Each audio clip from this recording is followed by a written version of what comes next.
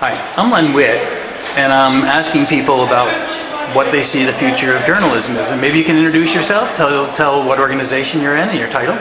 I'm Tom Rosenstiel, and I run something called the Project for Excellence in Journalism in Washington, which is part of the Pew Research Center. So, what is the future of journalism from your point of view?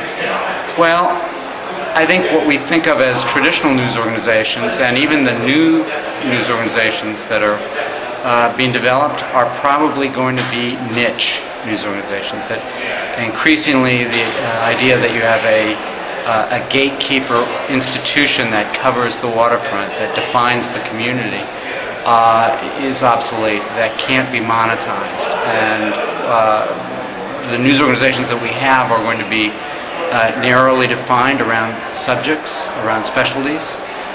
In time, it may be that someone comes along and creates a local aggregation website that in a sense rebuilds or re-aggregates these small niche sites into a kind of network, and that there's some monetization that goes on through ad selling or other networking, maybe bundling subscriptions or something. But for the foreseeable future, you're going to see old news media shrink and small new media grow, and we're going to have to find what we need as consumers by navigating these smaller sites. So, question, like if some big corporation like ExxonMobil or something pushes at the New York Times, they got the wherewithal and the financial clout and the lawyers and all to push back. What's going to happen to these small people when they do some investigative reporter and some big corporation starts harassing them? Well, that's one of the great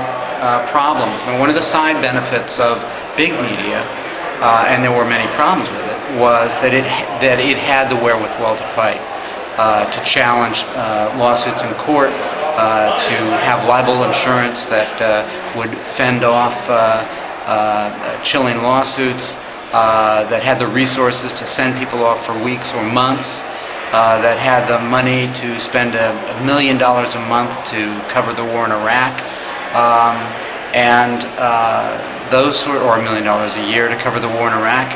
And smaller news institutions don't have that. It's the difference between a big army and a guerrilla unit. Yeah, Clay Shirky, and you probably know this too, 80% of the journalism before was paid for by advertisers, and Shirky asked, why did we ever think that Walmart should support a journalist in Iraq or even in their city hall?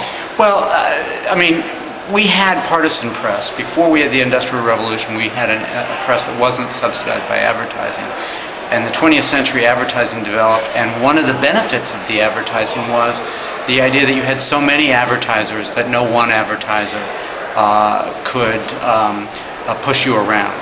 And actually, Walmart never advertised in newspapers, so they really didn't subsidize any newspapers covering Iraq or anything else. Walmart is a television advertiser almost entirely. But somebody was, some advertiser was doing it. Yeah, but the idea was that you had so many different advertisers that the news institution in town was actually bigger than any advertisers. And that's really the way it worked, and continues to work, except that advertising base is shrinking, is collapsing. So a question that I ask, if what we do we think has value, why don't we just go to the public directly and say, does it have value to you?